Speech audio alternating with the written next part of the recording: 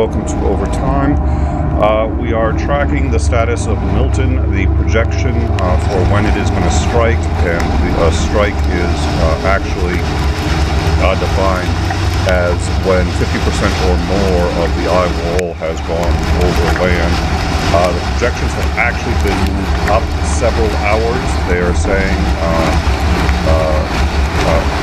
the latest I've seen says actually as sometime between 8 p.m. and 10 p.m. Eastern Standard. That sounds a little absurd in as much as from what we're looking at, the eye hasn't even hit, just even scratched the land yet. But we do know that the most powerful part of the hurricane that is expected to hit Tampa is in fact hitting now.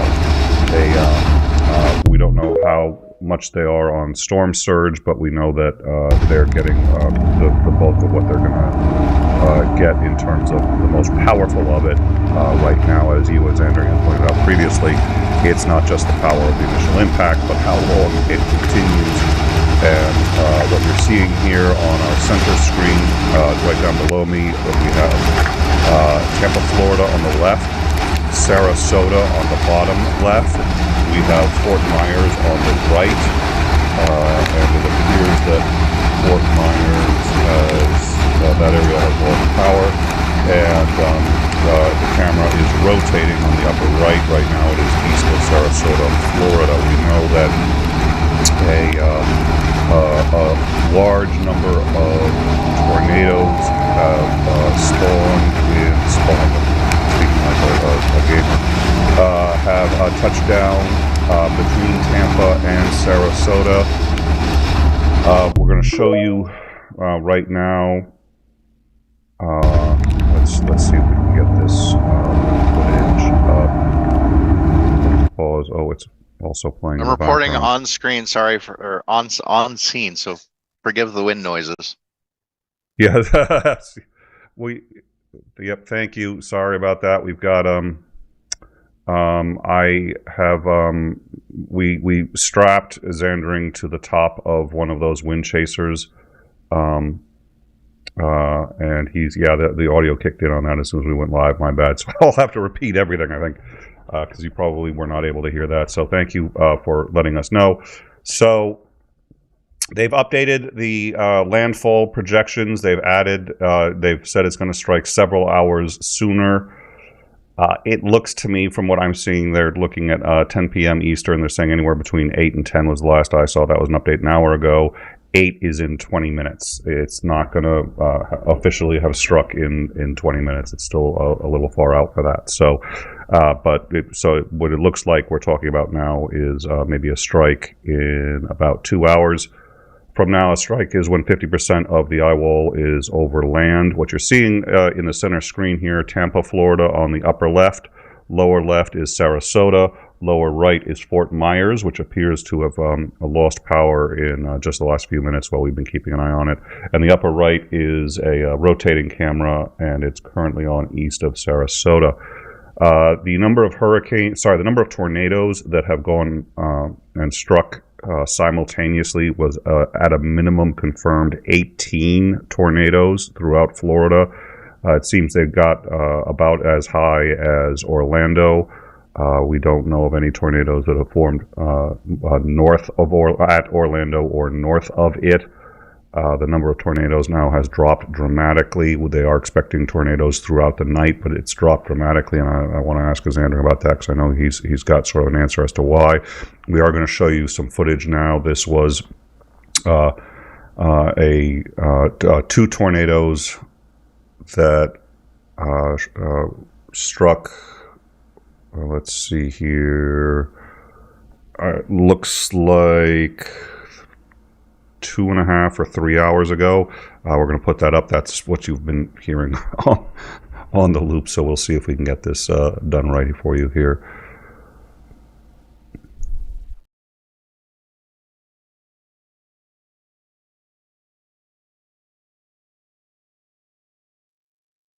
Just to clarify that it is not, in fact, an earthquake that is striking. That's the wind shaking the cameras.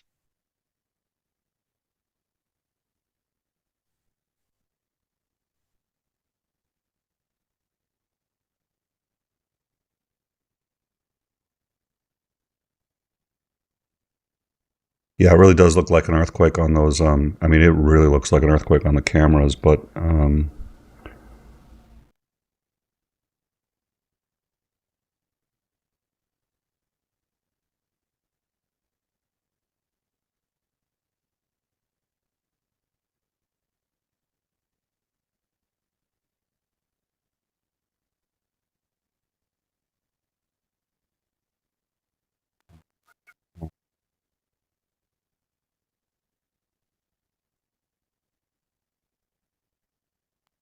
that's on a loop. So tornado warnings in the area. I'm going to see now if I can figure out current. And we're following a number of storm chasers, and that's pretty wild footage. We'll get some of that in.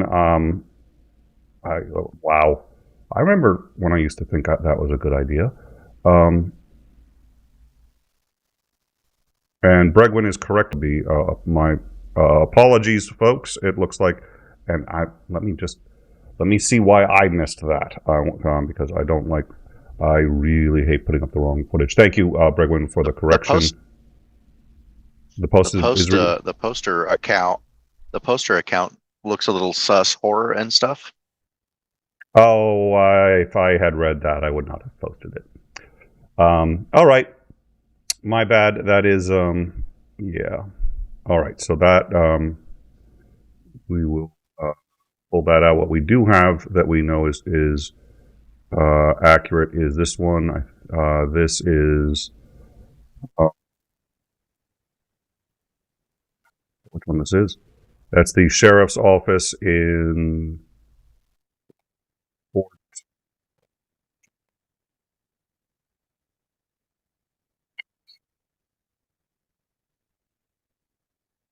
Oh, is that an updated 12? Okay, so they're saying that that's going to strike. No, they don't have an update on that. Looks like some of the information's been moved. So let me go back to. I want to figure out. It's not. Oh yeah, that's St. Lucia County. So the St. Lucia County Sheriff's Department has been struck by a tornado, and that is what remains. We are still, of course, getting tornadoes. Why are there fewer tornadoes now than there were earlier, Xandring? Because when tornadoes are coming in and they're especially when they're traveling north, or typhoons in the Pacific, there's an actual shear line between the storm and the prevailing winds. And if you start getting a storm moving in certain directions, you can get that shear line. It gets pretty sharp, and generally it happens out over sea. More often, you get lots of water spouts that will precede tornadoes or precede hurricanes and typhoons. But when they hit land, it starts to disrupt that sharp shear line between those two air flows. You have warm air coming off the Gulf hitting cooler air coming from the north, and that causes a temperature discrepancy, and the actual angles that those winds are meeting at makes very prime conditions for tornadoes to form. This is why when you have high and low fronts that meet in the overland, that's how you get tornadoes over land as well. So as it starts going over land, it starts disrupting that sharp shear line, and it starts disrupting the ability for tornadoes to form. Yes, I realize I'm ignoring you, my poor puppy, but I'm live on the air, so go play back there. So that's why we're seeing fewer and fewer tornadoes as we go on, because that sharp shear line that's required for those differential temperatures hitting each other at the correct angles to create rotation. That's being disrupted now. So I wouldn't expect to see very many more tornadoes as it continues forward. It's the winds getting too disrupted by land. So at its height, it looks like we had, as I said before, 18. I saw one number that said it got as high as 23, but 18 confirmed simultaneous tornadoes across the state. And none of them that I saw hit Orlando or got anywhere north of Orlando. What I'm seeing on the Tampa, Florida feed there appears to me to be ocean coming in on the left-hand side. It's hard to tell if it's just a disparity between the lights, but there's a lot. No, those are waves. So whatever road this is, I don't know what it is. There's definitely ocean waves there. Tampa, Florida is right now getting hit with what we expect to be the maximum wind they're going to get from this, but they will, although on the latest feed I just saw, let me see if we can bring up something that's a bit more current.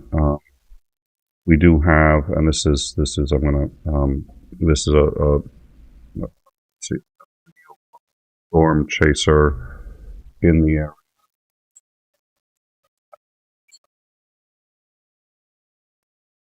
Being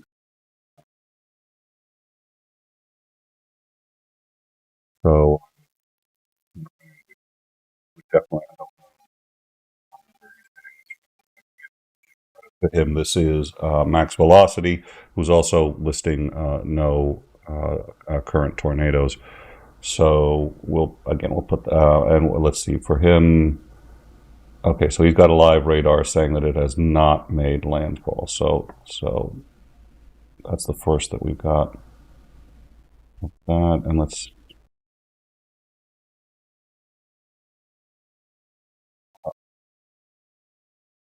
pull that back out and go. So we've had a number of people who have suggested, and you said, Xander, have you had a chance to catch up with the you said YouTube streamers that are actually still in Florida. Have you heard from them, or do you know what's going on there? No, they've gone offline. All right. There have been no updated posts from any of the people that I saw that said they were waiting the storm out. They haven't made any further reports since this morning. Where are they? We had one that was in the Ocala area. One was much farther south of Tampa. I cannot remember the name. They brought up a little map and showed where it was, and it's going to be fairly far south of where they were hitting. And then the other two were up by the Jacksonville area, just south of Jacksonville. All right, hold on a sec. So, Breadwin, yeah, there's been a large number of tornadoes. I'd like to get an official count. Let's see. It's obviously, I mean, the number of tornadoes has been absolutely staggering. We're expecting that they are not. Yeah, we don't generally see that number of tornadoes with most of the hurricanes that are coming in, because most of the hurricanes are traveling in a more northerly direction, and if they're out in the Atlantic, they're almost traveling northwest. So this storm is traveling due east, and that's why you're seeing such a sharper shear line. Okay, so causing more tornadoes than normal. Bregwin is saying that landfall is in 25 minutes, so we're expecting, and then after that, I mean, the good news is that after that, it begins to start to reasonably rapidly lose strength. Is that correct? Yes, well, once it gets over, because it disrupts. Right now, the tornado, we need to stop with the dang tornadoes mixed with hurricanes.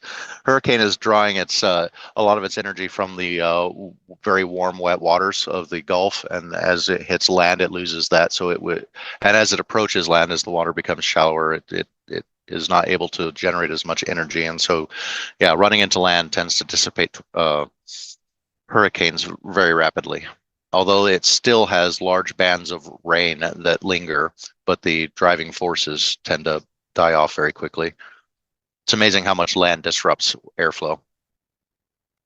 Well, and it's sucking all the heat out of the water. There's a lot more heat. No, the hurricane is traveling due east, not due west.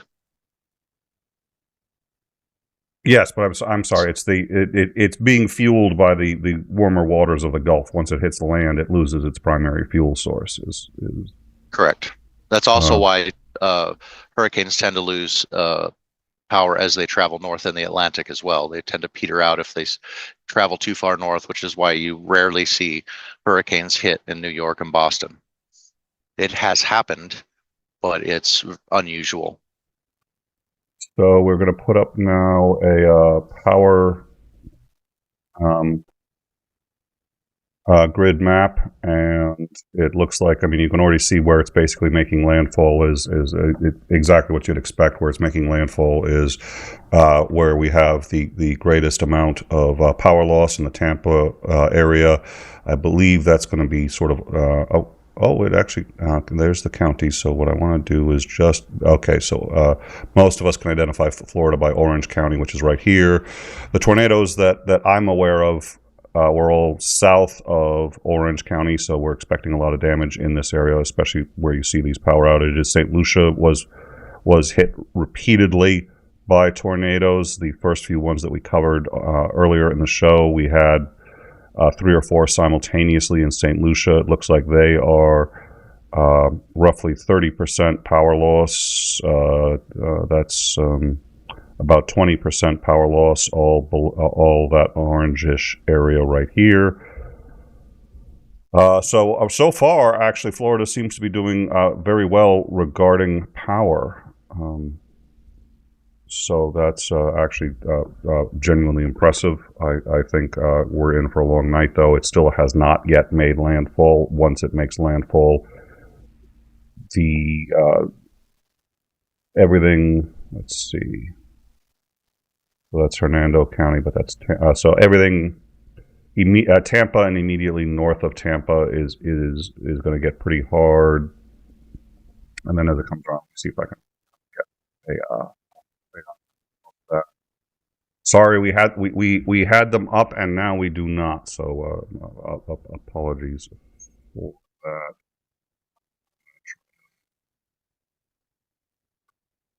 We keep. Unfortunately, NOAA keeps getting just essentially the servers are overwhelmed, and then that info goes down, and we try to find it in other areas. Certainly not in the private sector. The private sector is never going to do as well as the government. Certainly weren't using weather under. Just trying to see how long whether or not I got away with saying that.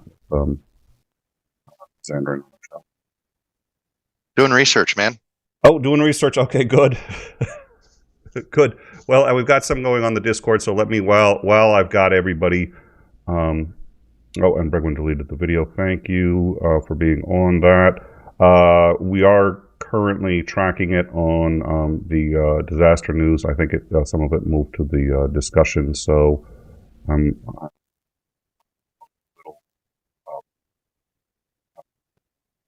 little behind on here, but that's tides. So what we're looking at, if the next high tide is at 6:46 a.m., which strikes me as not being terrible. If the high tide was right now, in addition to the storm surge, we'd probably see an extra 20 feet of water. But it looks like, are they at low tide right now? No, they're not at low tide. The tide's going up, but they've got time. So let's see if this actually has a tide. Okay, that's if we've got on Tampa high tide. Okay, okay, so high tide, it's going to be an extra 3 feet.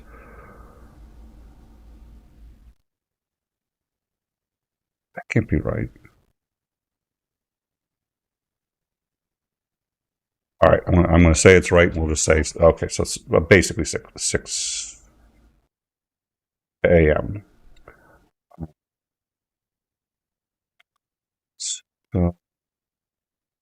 Now, also the latest, has it been downgraded to a Category 3? Because the last I saw, it's still a Category 4. It has not officially made landfall, but it is, From what I've seen, just from the reported winds, that it would be a Category 3, because the winds have dropped down. Sustained winds have apparently dropped down below 130. and you have to get 130 plus to get to Category 4. All right, perfect. So, all right. So it sounds like it's gonna it's making landfall as a Category 3. As you said, that's not, and we heard that with the presidential briefing, which is, it's like everybody says, oh well, that's that's they're saying it's not as bad, and what they've been telling people is that do not underestimate the saying it's not as bad is really not productive, because it's still a huge amount of wind, and they've still got the piles. You had said this earlier, and I think this is worth noting, which is they've now just been struck by a second hurricane in just about as many weeks. And the problem is they were recovering from the first hurricane, and one of the first things you do when you recover from a hurricane is you pile up all the debris, get all the debris together so that it can be cleared out. The problem is all of those piles are still there, and it's dramatically increased the surface area for the hurricane to come and just literally start to pick it up and weaponize all this stuff and put it into, okay, it looks like the Sarasota, Florida camera just went out. Fort Myers camera is running, but the power is out. So we'll get into that. Anyway, so you end up with things moving at 120 miles per hour through the air, often very sharp, already pre-broken things moving through the air.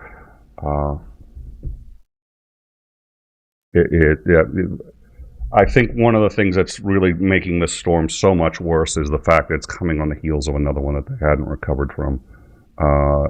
So we're looking at one of the largest natural disasters in recent history, and it's been suggested, we're not going to know until this is over, but it could be the largest natural disaster in U.S. history. It really depends on how many people ultimately followed the evacuation orders or did not. So yeah, the Fort Myers camera, I see some lights in the distance, but it looks like the power is out from there. What I can see on the Sarasota camera, well, no, the Sarasota camera is now lost. The feed is lost. And the Tampa camera is showing the ocean coming onto the road here. Unfortunately, I don't know which road this is. We do know, we also have the footage earlier that we showed of the sheriff's office, or the sheriff's department, which was received what appears to be a direct hit from a tornado and was completely obliterated. Fortunately, we've been following the evacuation procedures, and police and first responders are the last to evacuate, but for the most part, they do completely evacuate. So my hope and belief is that the department was evacuated. All of the police cars do appear to have been parked, which means they weren't patrolling and nobody was out. So my hope is that there was no loss of life there. The water does appear to be it's higher. It's higher on the Tampa, Florida feed. The Sarasota feed is back, and so. I was good. looking. One of the research things I was doing was just what the tide tables for Tampa Bay were, and from what I can tell, unless I was looking at the wrong tide table, low tide was at 213 or something this afternoon, and high tide is at 6:11 tomorrow morning. So if I'm looking at the correct tide table, that means that the tide is rising currently. We're halfway between low tide and high tide. Well, not quite halfway. So the tide will continue to rise until 6:13, where it'll peak, and then it'll begin to recede again. And I guess a bit of a misnomer, tides aren't actually what's moving, it's the land that's moving through thicker bands of water. So the bands of water tend to stay stationary as the earth rotates, and then the land rotates into those higher bands of water. That's what causes tides to come up and down. But it looks like tide is coming in, and so you have water levels were rising in the middle of this as well, but they weren't as high as they could have been. And hopefully they'll get most of the power will start to dissipate, and once we get to 6 a.m. it'll be well off onto land. We'll see a lot of weakening the winds, but we still have a little bit ways to go before we hit the thickest part of the water. And that's a transformer catching on fire and exploding right now in East Sarasota. You can see that right on the right. There's going to be another flash of light pretty soon, probably, and then the whole thing's going to go out.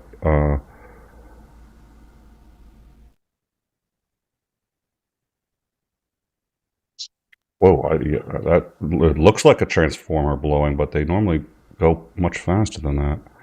All right, I don't know what that is. That would terrify the living daylights out of me. All right. Yeah, it looks like that Sarasota cam is getting lost. That looks like that's another fire there. So here's the thing, and we talked about this a little bit on the last show. One thing that irks me, and it's very difficult to know how to deal with this. If they don't make a big deal about it, and it turns out to be catastrophic, then everybody blames the government, local, federal, whichever government they're going to blame, for not warning people enough about the severity of the situation. If they make a big deal about it and everybody evacuates and nothing really happens, then next time that it looks really bad, everyone's going to say, well, they always say it's the storm of the century. They always say, and we've heard repeatedly today, yesterday, the day before, well, we know that, we always say that you need to get out, but this time it's different. That's what they said last time, and that's what they said the time before, and that's what they said the time before that. And as Andrew, you had mentioned this during the our last show covering this, and I think it's extraordinarily important, which is there are a huge number of factors that they cannot take into account. There's just too many variables.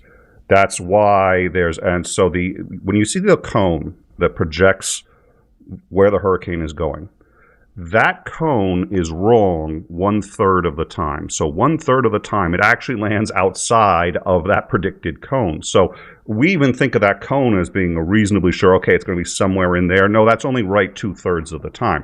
Well, why don't they make the cone bigger? Well, because that cone is essentially the most efficient, that combines the highest level of accuracy with data that's actually, or makes data that's actually valuable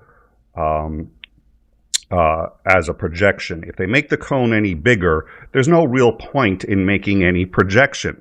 If they make the cone any smaller, the accuracy level is going to be less than 2/3 of the time the cone is accurate. So 1/3 of all hurricanes end up landing outside the cone area projections. So even those cones aren't accurate, we don't know what the temperature of the water is going to be, and we don't know whether it's going to be high tide or low tide when the hurricane hits. So we've been talking about this from the beginning.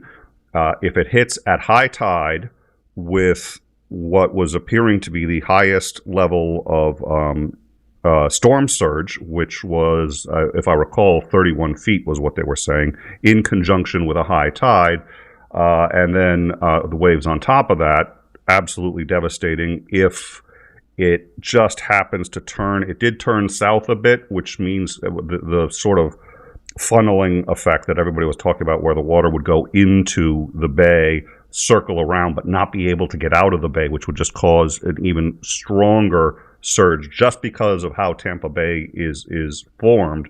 It looks like that isn't as big a concern right now from what I'm seeing as we were concerned about. But how easy is it to accurately predict? I mean, I'm sure I missed a whole bunch of variables. Xander, what are your thoughts? There's plenty of them, because a lot of local winds are what's generating waves. So we can try and guess based off of history, but it is an actual guess. We don't know exactly what the waves are going to be. We can start measuring storm surge, and while tides are fairly predictable, actually they're quite predictable. So the problem is that the hurricane itself isn't. So one of the things that matters with how far water actually can reach is, are the waters receding or are they going up? So is tide coming in or going out? I really hate the way that those are termed, but I know why everybody uses them. It just makes it sound like the tides are moving, and they're not. But as if water levels are falling because tide's going out, then the storm surge has significantly less impact because it's not going to get quite as high. It's not hitting that ramp and going up. But if the tides are rising as it's coming in, you can end up with that storm surge because that's the water the storm itself is pushing in front of it. You can end up with significantly overall higher, and that's really hard to determine because you don't know exactly when the storm is going to hit. That's the big uncertainty, or exactly where, because especially with bays and coves, it really depends upon the direction of the swells. A lot of coves and bays are protected from those. That's often why we build ports in them, is because they're protected from general storm surges and from waves and swells. So, and really depends upon what direction the storm is moving in, and in some cases you can end up with a storm coming at just the right angle, pushing the water at the right in the right direction to just completely swamp and flood a bay. And that's something that you just have to watch. You say, okay, well, it's coming, but you still have that uncertainty factor of exactly what things are going to be in effect. So we're making our best guess. It's not a perfect science because there's just too many things that are affecting it. All right, so a couple of things that Bregwin observed, and I appreciate, and I think are likely accurate. First of all, that the reason it was slow was because it was a whole power station. So we were watching an entire power station. That makes a lot of sense because normally it was clearly a transformer or something along the lines blowing. They're pretty. They generate a pretty unique effect, but it usually lasts only a few seconds, 5, 10 tops. And that was going on for well over a minute. So I think Bregwin called that one. The other thing Bregwin has said is that we've got about 10 minutes to landfall. We'll discuss what that's going to mean once we get there. It looks like Sarasota has now lost their 4th camera, possibly a 5th. The Fort Myers camera is still showing power outage in Fort Myers. And the Tampa camera is, and we talked earlier about, our biggest concern actually, there was a tremendous amount of construction along the East Coast, and they were not given enough time or enough advance notice to take the cranes down. So a lot of those cranes are secured as much as possible, but we've seen those cranes go down. It's catastrophic when they fall. They just ram right into buildings or whatever it is that they hit, and there wasn't enough time to take them down, so they've been secured as much as possible. But that means that the East Coast, that's one extra source of damage that the East Coast is going to have to worry about. They haven't been, there's been a lot of this, well, the East Coast, it's going to be safe from this. It is safer, unfortunately.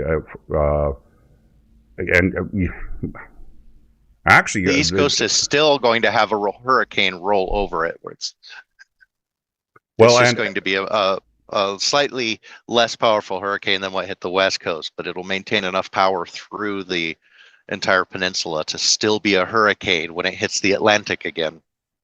Well, and these power outages, Martin County, Indian River. It was everything south of Orange County. So Orange County is right here in the middle.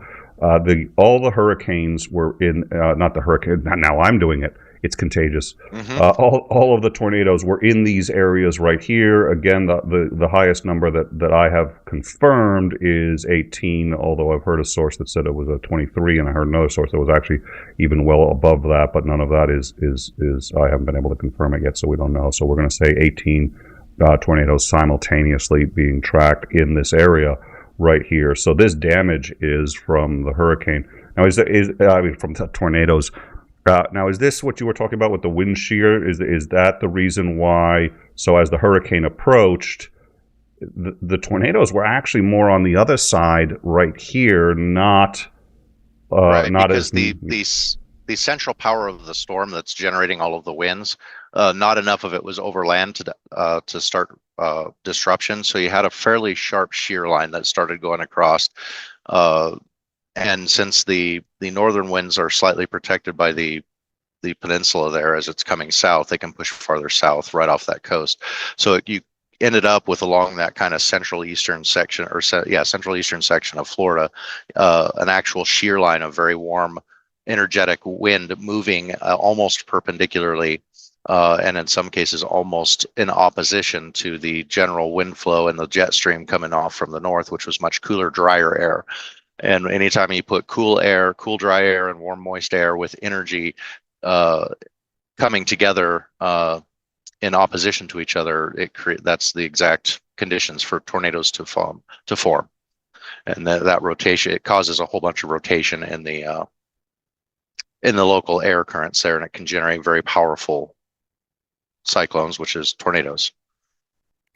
And I'd like to make very clear, right now there are no tornado warnings, and there are there's no tornado warnings as of this moment. So and we've had no tornado warnings that I've seen for a little while, but we have been told to nonetheless expect tornadoes throughout the entire night. But the having 18 simultaneous ones going throughout the state, that danger appears to be over. We're not going to be seeing huge amounts of tornadoes like that, but we will be expecting sporadic ones throughout the night, basically throughout all of Florida. So because you have the tornado moving in a somewhat unusual direction, going almost exactly due east, and with the direction that the jet stream is flowing and the prevailing winds coming off the continent are going, that entire storm front around there is going to be ripe for the formation of tornadoes. But as things get more disrupted, the less stable those currents become, the less likely tornado formation is.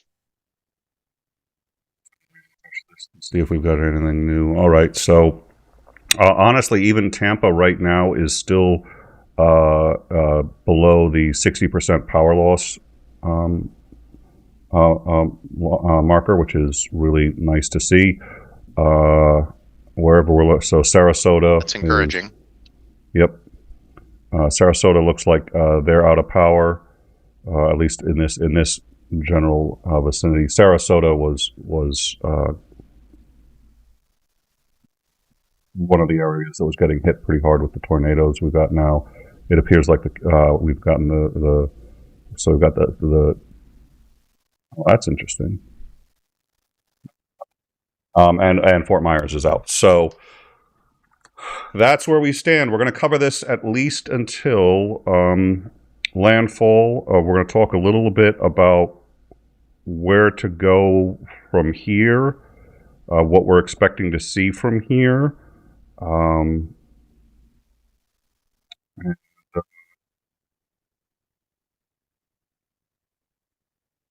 What we're going to be expecting throughout the entire night. What I don't have, actually, we had this, so it's still going to be a hurricane throughout the entire as it travels from east to west. It is also basically the other way around, from west to east. From west to east. Thank you.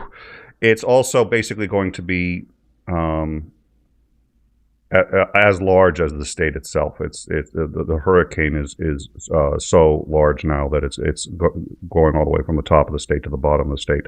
So it's going to affect everybody.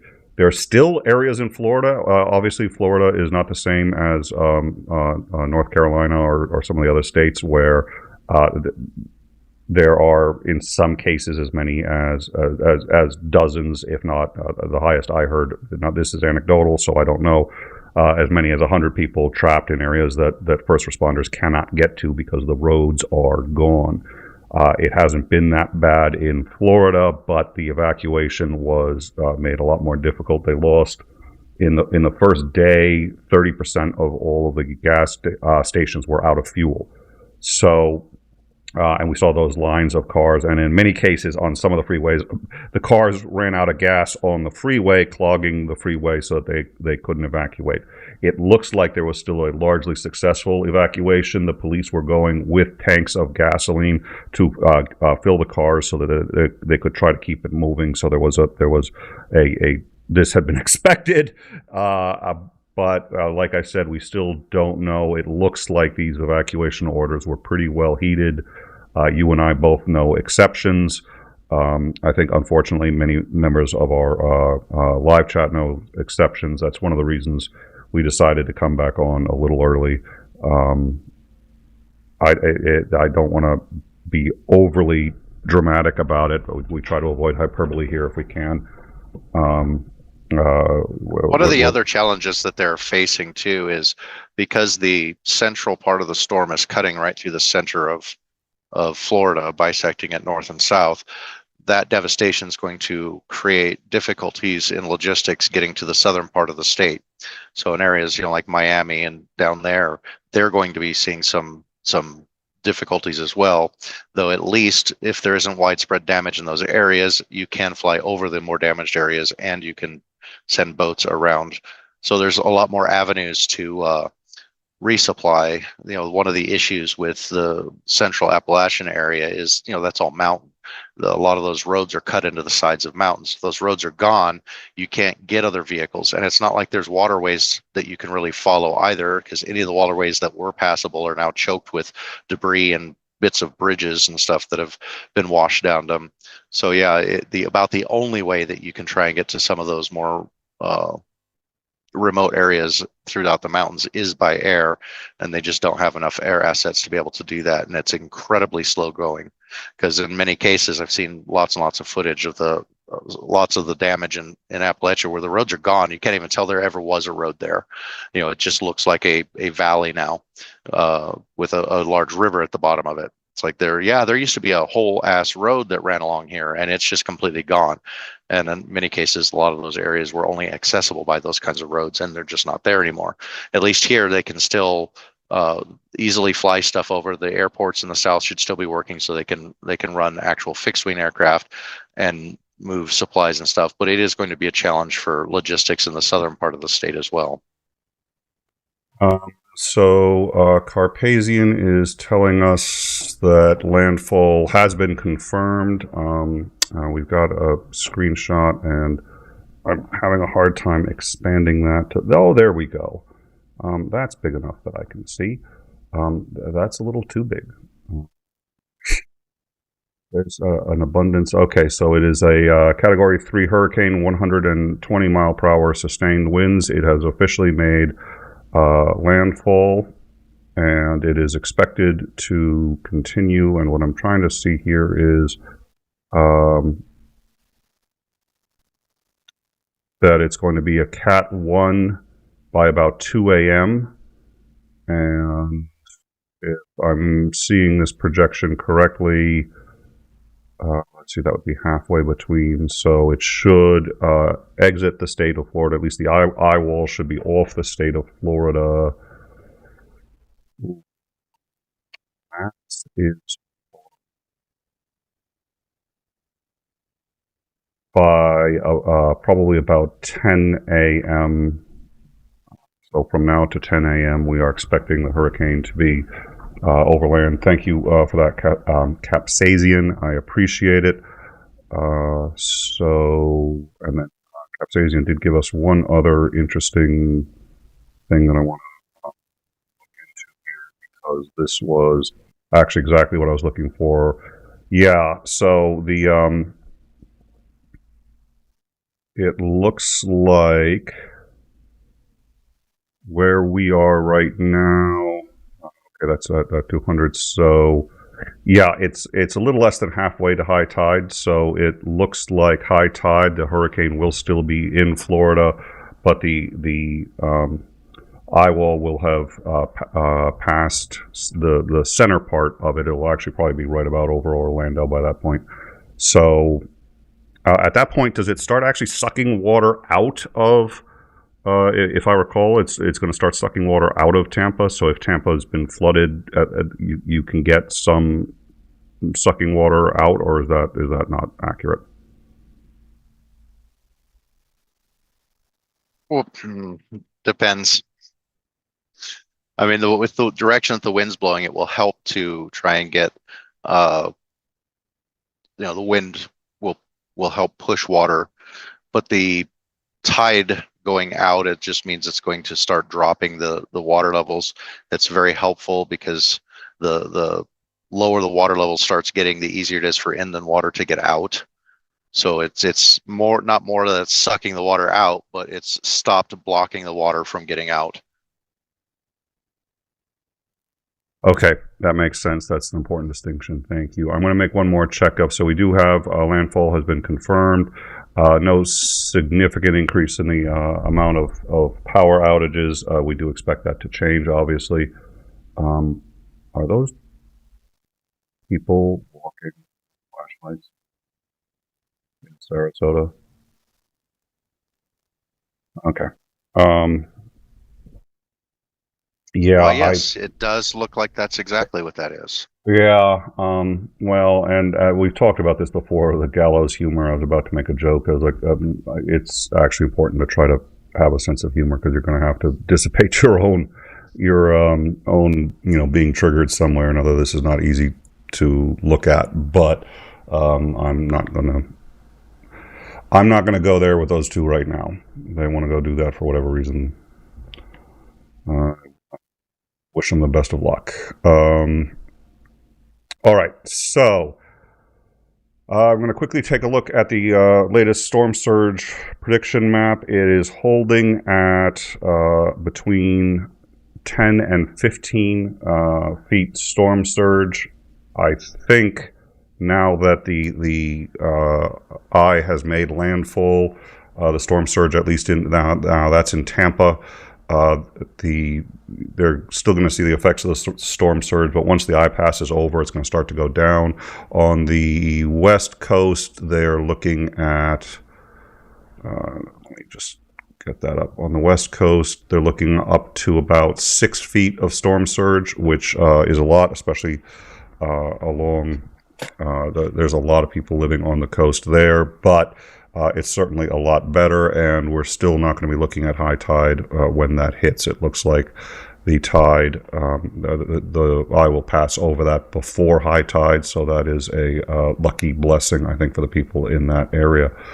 𝐍𝐤𝐜𝐴TZN, once again, thank you very much for that. We also saw you became a member. Thank you for that. I think I did neglect. I often neglect on the overtimes the super chats. They really do help. Thank you guys very much for that, and we appreciate that. And one of the reasons, again, we decided to come on early, we discovered that it was going to be landing sooner than anticipated, and the number of people that I know that have friends and family in Florida was higher than I expected. And you, of course, know people there, and there was just enough of our audience who said that they really wanted to get it from us as much as they could. So we came back a little sooner than anticipated. Any other thoughts or concerns that you're thinking about right now, Xandering?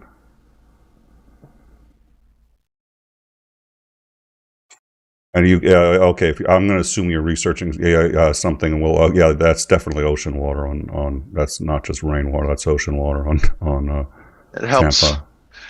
It helps to actually make sure that you have your mic not muted while you're so you yes, cough into it. Yeah. I am vindicated. I'm going to call up Penn and say we need to do another video for you.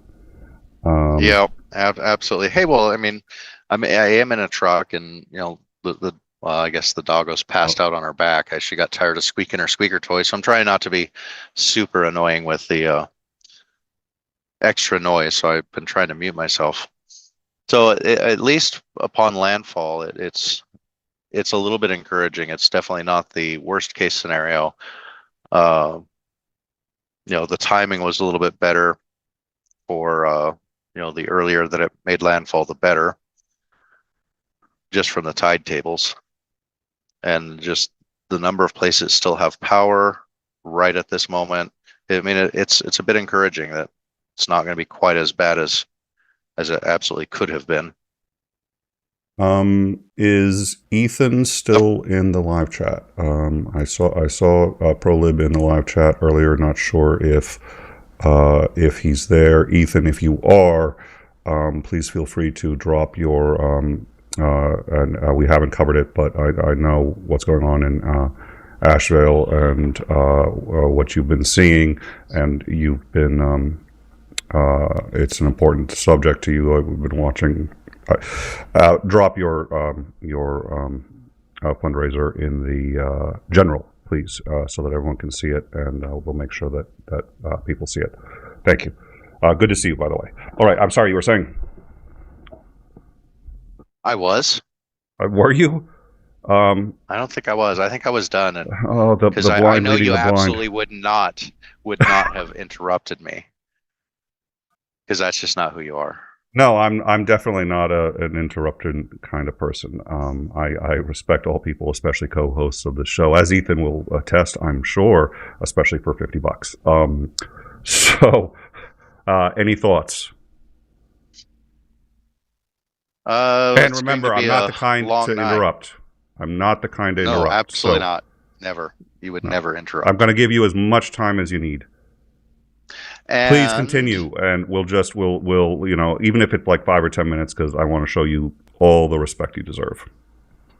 Like all of it, like just completely, just you are in time as much as I am. So, let's.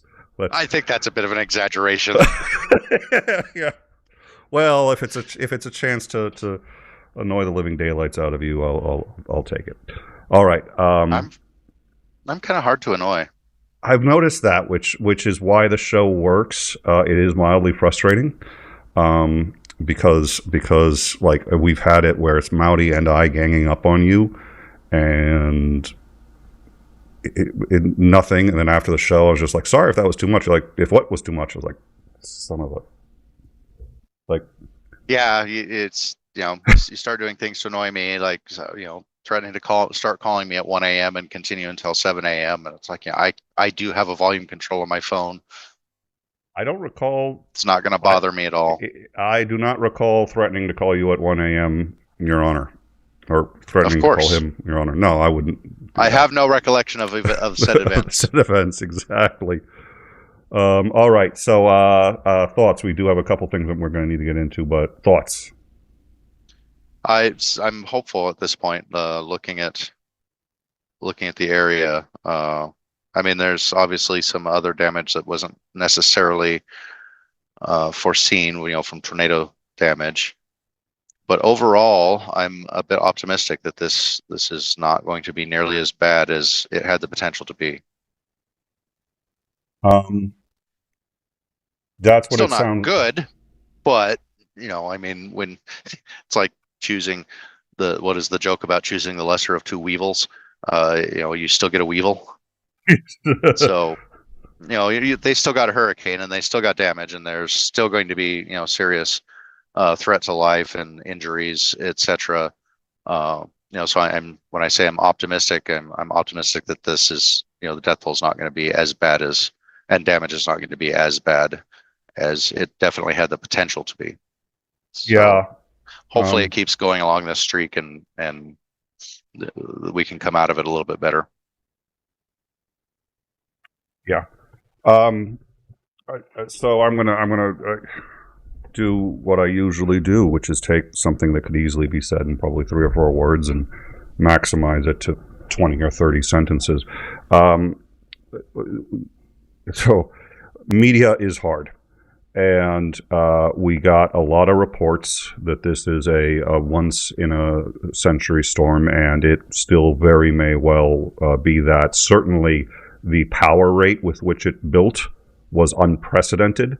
The maximum sustained wind speeds hit 185 miles per hour, 5 miles per hour short of Andrew, which is the largest hurricane ever to hit this side, or the most powerful hurricane to hit this side of the planet. So, none of NOAA, none of the Biden administration, or any of the reports on this were alarmist. But this is a chaotic system. and chaotic in the scientific sense. So there are so many variables that, I mean, and literally we came on a lot earlier than we said we were going to come on because all of a sudden it looked like the eye was going to strike as it did.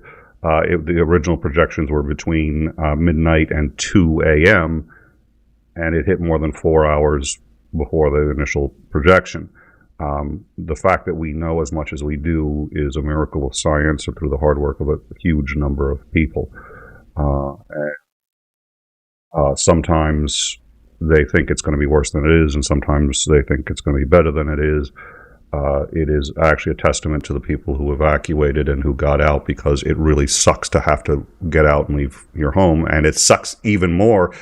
Truth be told, I have to believe psychologically it's more damaging to come back to a house that's perfectly fine and be like, you scared me, you scared my family, you scared everybody I know, got me out of it. I ain't doing that again. You know, and by the way, that's not going to be the majority of these people. There's going to be a lot of damage. So, but my point being that the responsible thing to do is to listen to what especially the local governments are saying. Everybody got out. We don't know yet how bad it's going to be, but I've got the power grid in front of me. I'll show it to you guys one more time, but not much has changed. The last time we covered a severe hurricane, there was 60 to 100% power outages under a number of different areas before the eye hit. At this point, the eye has hit. It is going to now start to weaken. It's going to weaken very quickly. What I'd like to do is actually, let's bring up, if I can, it's just getting it to come up the right way. Yeah, I can bring this up here. So what we're going to bring up in the center here is you can see it has made landfall right here in Tampa. One concern is that when it gets to, I don't know if you can see my mouse, so let me check the thing here and see if you can actually see my mouse. Yeah, you can. All right, so hurricane's right here. When it gets to about this point, halfway through the red bar, or the red band right there, that's when the hardest part is going to be hitting just north over Tampa, and Tampa's going to be coming through the worst of it. So they're still in the worst of it now. They're going to come through the worst of it after that. That yellow part right there, that's less than halfway through the state, and that is when it drops to a Category 1. It goes from a 3 to a 1 with a 90 mile per hour sustained winds.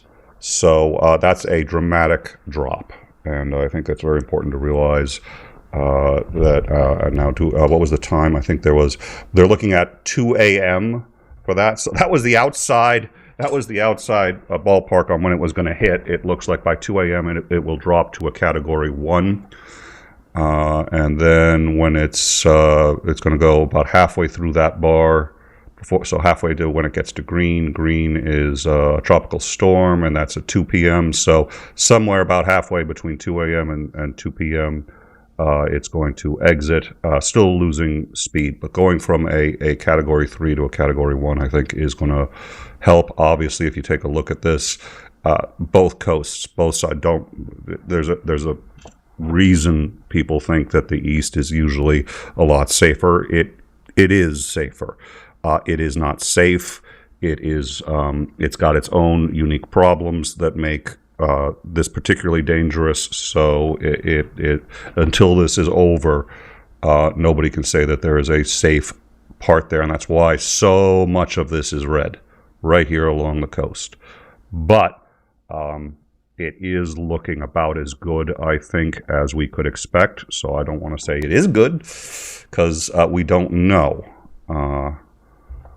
But it seems to me that it's looking good. But the reason I brought up, if it turns out that most people come home and everything's fine, relatively speaking, doesn't mean you were wrong to evacuate. It means that there were so many variables that what had all the evidence of being the worst storm we had. I mean, and if you don't believe me, go to our Discord and watch as we tracked how powerful it got and how quickly. There's a reason we have the channels we have, and 10 years from now, that channel will still be there, and you can track how we went through the process of developing the information that we have, that we give to you. By the way, earlier today, or earlier in this show, some of that information was wrong. I gave you a bad clip. I should have caught that, as Andrew pointed that out, by nicely finding the name of the source and being like, yeah, Nick, hey, golly gee, you think maybe this is a reliable source? It's like, thank you for pointing that out on the air in front of our entire audience. I'm so lucky to have you as a co-host. But nonetheless, as soon as we caught it, it doesn't. It was great footage. We correct it. We correct all the things, big and small, no matter whose fault it was. That was mostly mine, because I should have checked the source, and that shit happens all the time. That's what we do. People seem to have listened, and I'm very glad for that. It sucks. It's a hard thing to leave, and it's almost harder to come back and have everything fine. But again, what people are going through in Asheville and other places, you have to listen. Yes, Andrew. Well, it's not like you had 300 other things going on when you were trying to get footage to be able to put up to show what's going on. So, I mean, I can cut you a little bit of slack. You are incredibly lucky to have me as a co-host. I don't lend this powerful intellect to just anyone. And we tend to downplay the misses, and we upplay the tragedies. And I think that's kind of hardwired into human beings to be affected more strongly by the negative than the positive. So yeah, there's that temptation to say, oh, well, you said it was this bad, and we all left and it came back and it actually wasn't that bad. And well, think about if we hadn't told everyone to evacuate and all of the things lined up in the worst case scenario that was possible, and lots of people had died. Think of the reaction then. I will absolutely take the reaction of, I think maybe you guys overreacted to this, to, oh my God, you did not do enough to save the lives of these people, and all of these people are now dead because you didn't you didn't give sufficient warning of how bad this could be. So I'll take that. Yeah, I think this is one erring on the side of caution was definitely okay. I think we covered this one. This is an important one. We'll get to another one in a second. Absolutely, and we appreciate those of you who trust us to deliver this to you as accurately as possible. And you want to see our process, and you want to see how we cover it. And we don't use hyperbole. And we said from the beginning that there was a expectation that this was possibly going to be one of, if not the worst natural disaster, and we explained how and why, and we also always explained that we didn't know for sure, and it looks now as if it's getting a bit better. So we did get, let me quickly make sure that we got all our Blonde Bombsheller gifted 5 in-time memberships. Blonde Bombsheller, thank you so much for doing that. We really appreciate your support. That's not the first time you've donated memberships, so I take that as a compliment that you think we're doing something right. So I appreciate that. Wow. Tifereth X. Tifereth X donated $10. Thank you very much for that. Thank you for helping my brain grow and learn something new in pronouncing that. we really appreciate it. Yep. You're absolutely welcome, Nick, because that $10 came out of my account. Well, technically, our account. That's my wife. That's your wife. Now See? I feel bad about giving you a hard time. I feel bad about giving you a hard time now. Yes, the show gets an awesome donation, and I didn't have to seem aggrandizing by doing it myself. well, thank you, Xandering, or Tifereth X. Thank you. We appreciate that. And I was actually, since ProLib was still in, I was going to say, like, so ProLib, during emergencies, are you free just in case there's a, I happen to know or a time Nice. associated show that, needed a new co-host. But I just I that. stand correct. I stand corrected. That $10 didn't come out of our account. She has her own funds and decided to donate of her own free will.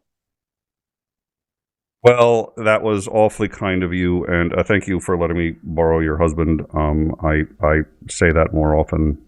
Well, I borrow him more often than I should. I don't say thank you for letting me borrow your husband, because something about that just sounds wrong. So, yes, I think you should stop that line of thinking right now. all right, I'm gonna stop. I'm gonna stop.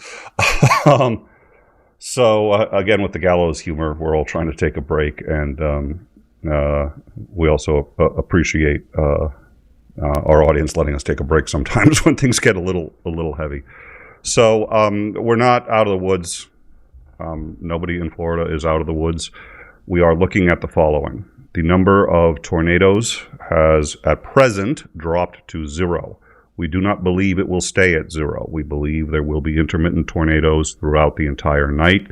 Listen to, National Weather Service, any radio alerts that you can get, tornado alerts that you can get, and it would be extraordinary to not get more tornadoes throughout the night. But the instances of between 10 and 18 tornadoes simultaneously, which it was doing for about 2 or 3 hours, that is done, and we're quite confident that part is over. That also never got north of Orlando. I do not know enough about hurricanes to predict where you're going to be seeing tornadoes, so let's just all assume that you could get hit anywhere in Florida as of this moment. We do know that the tides are lower than it was feared they would be during landfall. Landfall occurred roughly 4 hours earlier than anticipated. This was actually a huge help, because high tide was going to be around 6 a.m. in the morning. So by the hurricane landing 4 hours sooner, the tide was 4 hours lower. So that is good news. We have looked at a power map, and I've seen power maps during hurricanes before. Usually, let me bring this one back up again for you. And refresh it just to make sure that it is up to date. As you can see, where it has made landfall in the Tampa area, it is getting redder and redder, and I wouldn't be surprised if that's the dark red 100% by the end of the day. But and then all of this was tornado activity on the right. St. Lucia got hit quite hard. And let's see, Orange County is right here. Everything was all the tornado activity was south of that. So what you're seeing in this band is mostly the tornadoes from right before it struck. So this is actually a spectacularly good map, considering what they've been going through. So obviously it's going to get worse, and we're going to see some power outages, and I'm not going to be surprised to see 100% across certain counties. But for the hurricane having made landfall and for how quickly it is going to dissipate, this is really extremely good. We also dodged a bullet with it, with the direction that the hurricane was going. As unusual it is, and some of the unique characteristics that it brought, it's easier now when you say, okay, well, some of these effects seem to be less than it had the potential to be. At least it's bending, staying south, running easterly direction instead of tracking northeast, because the last thing we want to do is have it run straight up the coast and dump all those bands of rain from the outskirts of the storm, and dump them all inland. It's the last thing we need. So it could have been even worse than what we were predicting had it not tracked so far in a southerly direction. That was not traveling in a northerly direction, I should say. That was unexpected, and that was when that changed. That was our first sign that this may end up being better than we anticipated. Once again, I'm going to zoom in on this map here. Milton has already made landfall 4 hours ahead of projections at 120 miles per hour sustained winds. You can see it was a Cat 5 at the red here. It's now orange, and it is going to very quickly actually turn into this right there. That is a drop to a Cat 1. That is a drop to a Cat 1, so we are expecting that at around 2 a.m. That is 6 hours from now. And that's really quite amazing. It's going to lose energy rapidly over Florida, and it's going to be a tropical storm by, 2 p.m. tomorrow. So the indications are as good as you could hope for them to be at this point, I think. So and I think that's in part luck, very much in part people evacuating when they were told to. So I think we can all count our blessings and hope that Florida dodged a bullet. That's kind of what it's looking like at this point. So for the third time, Xandring, any final thoughts before we go? We still need to pay attention to what the ancillary effects are going to be in the outreaching areas, but so far, I'm hopeful that this isn't going to be as bad as I feared it would be. All right. Thank you all. Once again, 𝐍𝐤𝐜𝐴, yes, I did see that. It's going to take me a minute to get it up, and I think what we're going to do is we're probably going to call it a night. But I do appreciate that you were Johnny on the spot with those, and I appreciate it. That was a very big help. So thank you, sir. All right. Unless there is anything crazy that goes on. How many times? Somebody needs to calculate the number of times. And I know I'm always tempting fate when I say this. When we go to credits, and we have to interrupt the credits with more breaking news. I mean, there's been literally like international incidents like, and Iran has just bombed Iraq. But barring any of that, that's why we always end these. We don't even bother with the credits. We just go straight to the bumper out, and we're like, we're done. We're out of here. No more show. Thank you all, 𝐍𝐤𝐜𝐴, Blonde Bombsheller, and Tiferieth X. Thank you, which we've actually spoken on a couple of times. It's been brief. You can and you know what? We'll dish. Call me. We'll dish all about them. The things I know. I don't know anything, but I'm a writer. The things I can make up about your husband. So give me a call. Anyways, thank you all for joining us. Please do stay safe, and we look forward to more regularly scheduled programs, including downtime on tomorrow. Is it? Yeah, I can still say tomorrow, Thursday, at 8 p.m. With Commander Lance McMillan. Thank you all for joining us. All right.